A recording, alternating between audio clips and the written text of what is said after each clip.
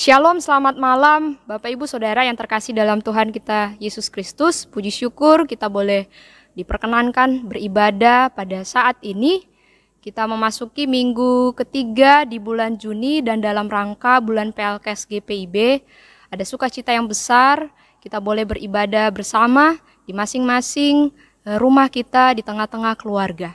Bapak Ibu Saudara yang terkasih dalam Tuhan kita Yesus Kristus, dalam bacaan kita, ada satu kebanggaan bagi Yakub. Ia bisa bertemu dengan Yusuf yang dianggap sebagai anaknya yang sebelumnya sudah mati, tetapi kemudian ia boleh bertemu dengan Yusuf dan juga bertemu dengan anak-anaknya. Di sini diperlihatkan bagi kita bagaimana Tuhan memperkenankan situasi pertemuan itu terjadi. Kalau kita melihat kisah sebelumnya di mana ketika kelaparan terjadi di negeri Kanaan dan Yusuf berada di negeri Mesir, Tuhan memakai situasi itu dan akhirnya Yusuf dapat bertemu dengan ayahnya Yakub juga beserta dengan keluarganya, saudara-saudaranya. Nah, Bapak Ibu Saudara yang terkasih dalam Tuhan kita Yesus Kristus, di hari Yakub akan dipanggil oleh Tuhan, Yakub ingin juga memberkati anak-anak Yusuf, bahwa lewat berkat itu Yakub beserta keturunannya, Israel sebagai suatu bangsa boleh ke depannya menjadi bangsa yang termasyur. Nah, Yusuf sendiri kalau kita lihat bacaan kita, Yusuf memperhatikan bahwa tangan kanan Yakub tidak kepada Manasye, padahal Manasye adalah yang tertua. Nah, mengapa itu terjadi?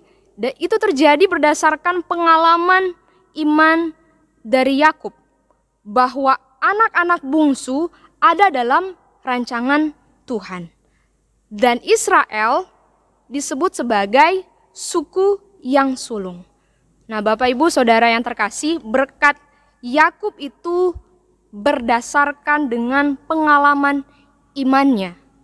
Dan bagi orang Israel, yang sulung adalah suatu keistimewaan, bahwa seperti persembahan buah sulung, apa yang kita miliki kita berikan kepada Tuhan.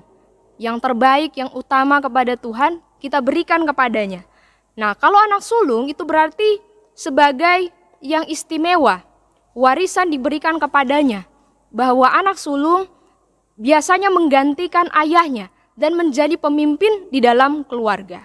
Kesulungan memiliki hak istimewa dan Yakub bisa melihat dalam pengalaman kehidupannya di mana ia bergumul dengan Tuhan dan ia mau memperoleh keistimewaan itu. Dan ketika kita sampai kepada kisahnya ia bergumul dengan Tuhan, salah satunya ketika ia di Betel dan akhirnya kemudian ia diganti namanya Yakub menjadi Israel, bahwa kedepannya melalui dirinya Israel sebagai suatu bangsa yang besar akan menjadi berkat, akan menjadi banyak.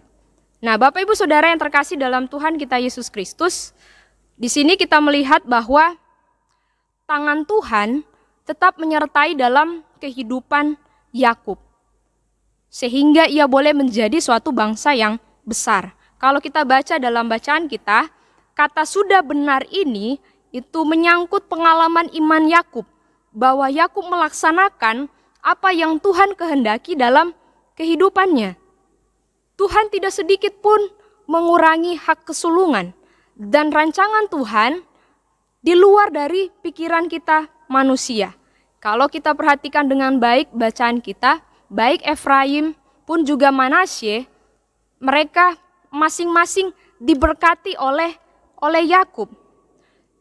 Dan Yakub sendiri berdiri melakukan apa yang setia dan taat dalam hidupnya kepada Tuhan. Semasa perjalanan kehidupannya ia taat kepada Tuhan. Bapak Ibu Saudara yang Tuhan Yesus kasihi, belajar dari Yakub yang bergumul kemudian menjadi bangsa yang besar, dan Yusuf pun adalah orang yang taat kepada Tuhan dan ia percaya bahwa penyertaan Tuhan ada dalam kehidupannya, akhirnya ketika ia mengalami masa-masa sulit dalam kehidupannya, ia tahu ketika dia di Mesir, kehidupannya dapat berubah. Dan akhirnya ketika ia boleh bertemu Yusuf juga dengan Yakub ayahnya, anak-anaknya pun diberkati oleh ayahnya.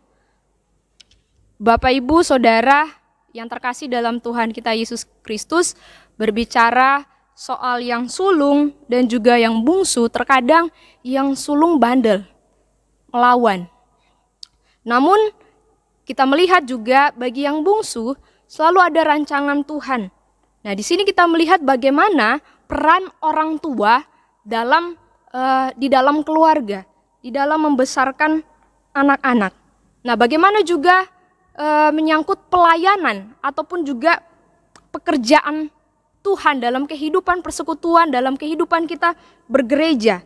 Pekerjaan Tuhan yang berada di kota pun juga yang ada di pos pelayanan misalnya dalam lingkup GPIB. Terkadang kalau berpikir kalau di kota lebih menyenangkan, di kota segala sesuatunya fasilitas terjamin. Sedangkan di pos Pelkes segala sesuatunya terbatas. Namun di sini sebagai pelayan Tuhan, hamba-hamba Tuhan yang ditempatkan di pos pelayanan, di sini kita mau dengan pelayanan kita untuk tetap taat kepada Tuhan. Karena ketika kita boleh melakukan setiap tanggung jawab kita sebagai seorang pelayan, yakin Tuhan bekerja dan akan juga memajukan kehidupan persekutuan yang berada di pos Pelkes.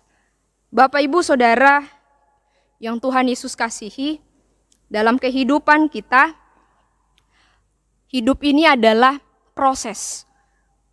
Yang Tuhan mau inginkan dalam kehidupan kita adalah kita taat kepada Dia, melakukan apa yang Tuhan perintahkan. Maka Tuhan akan memberkati dalam setiap pekerjaan dan pelayanan kita bagi Tuhan.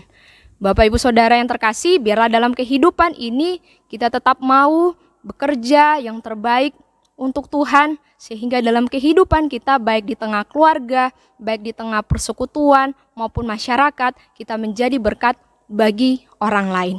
Terpujilah Kristus. Amin.